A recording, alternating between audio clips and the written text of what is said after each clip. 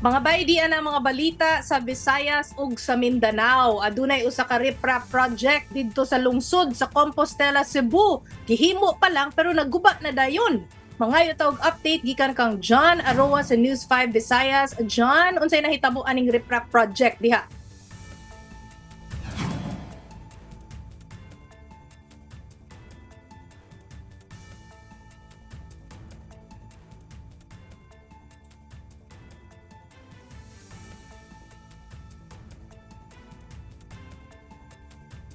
Kiki, niya takaro diri sa nahimutang takaro diri sa Barangay Kabadyangan sa Compostela, Cebu. Kung ang mga dagkong bato nga nahulog, uman nga nahugno ang gihimong riprap ngadtong Martes sa gabi ato sa pagbunok sa kusog nga ulan. Nangaguba ang mga gipang parking nga mga motorsiklo daplin sa daan human nga madat-ugi og dagkong mga bato. Sa dihang ni collapse ang gihimong riprap sa usa ka road project diri sa Kabadyangan. Dili usa ka balay nga gipanag-iya ni Nanay Virginia para diyang ang delikado nga mahugno kay nikan na ang yuta paingon sa balay. Nang liki na pod ang mga semento sa ilang balay gumikan sa maong panghitabo. Nabalaka siya nga posibleng nga mahugno ang iyang balay bisang unsang orasa. Mato din Nanay Virginia gitambagan siya sa kontraktor nga pabalhinon una og puyo apan nagdumiliot kini kay walay gihatag nga pinansyal nga hinabang alang sa relocation ini. Naay mga balay nga hapit sa maigo sa nidahili nga bato apan mapasalamaton sila nga luwas na sila atol sa panghitabo. Matod sa mga residente sa lugar, nihumok ang pundasyon sa yuta tungod sa sibigulan. Maong nahugno ang riprap at og natatugan o nangatagak ang dagkong mga bato.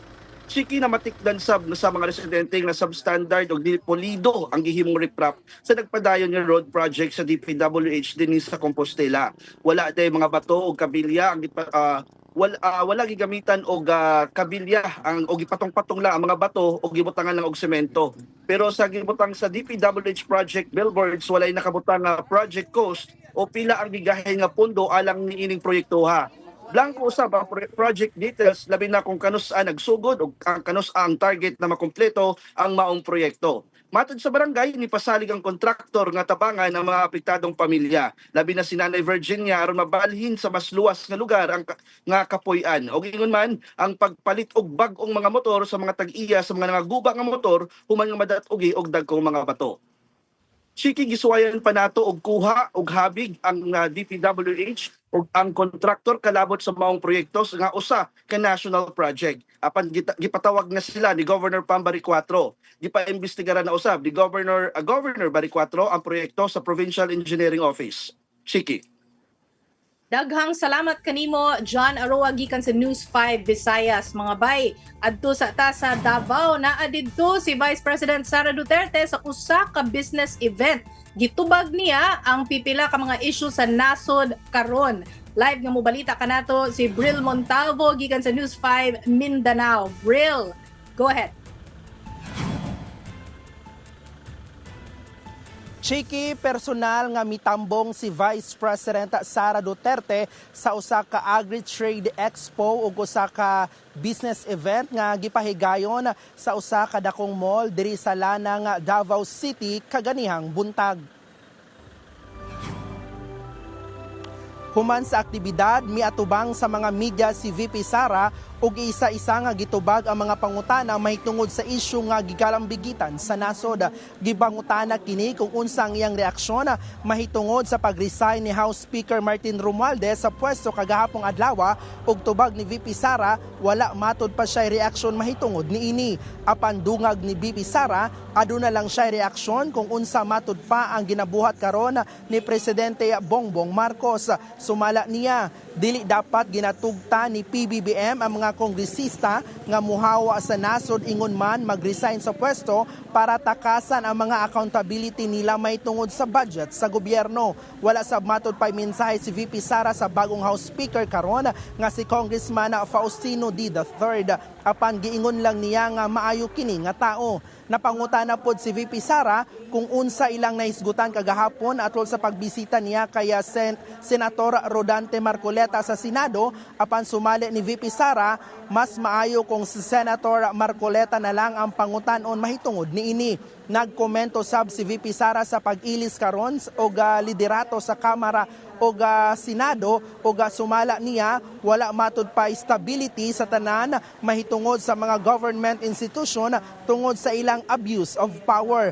Gidungag ni VP Sara nga puro lang matud pa sila politika o pagpaniguro nga aduna sila yung mga kwarta sa bulsa alang sa musunod nga 2028 elections.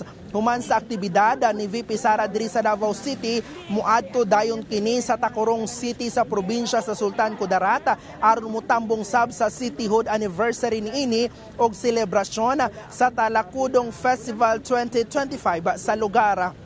Chiki, karong hapon nakatakdang mubalik sa kauluhan si Vice President Sara Duterte alang nausab sa iyang biyahe padulong sa Nasu, Japan unyang gabii. Nakatakda usab nga mutambong si VP Sara sa duha ka adlaw nga rally didto sa Nasu, Japan nga giorganisa sa mga Filipino community didto. Chiki. Daghang salamat, Bril Montalvo gikan sa News 5 Mindanao. Mga bay, sa ubang balita, no, na ay daghang lugar dito sa Valencia City, Bukidnon nga gibaha tungod sa kusog nga ulan. Sa ubang lugar dito mga bay, niabot ang baha og lapas ulo. Nahimong suba ang Central Mindanao University tungod sa flash flood. Sa diversion road na ay mga sakyanan nga nangatanggong o stranded sa taas nga tubig. Aduna po yung mga residente nga nagpatabang para makabakwit ug naasay mga report nga nawala human sa pag-anod sa baha. Duha ka balay sab sa lugar mga bay ang naanod sa tubig. Okay mga bay, magkuyog na sa taugma para sa mga balita sa Visayas ug sa Mindanao. Ako si Chiki Verhel.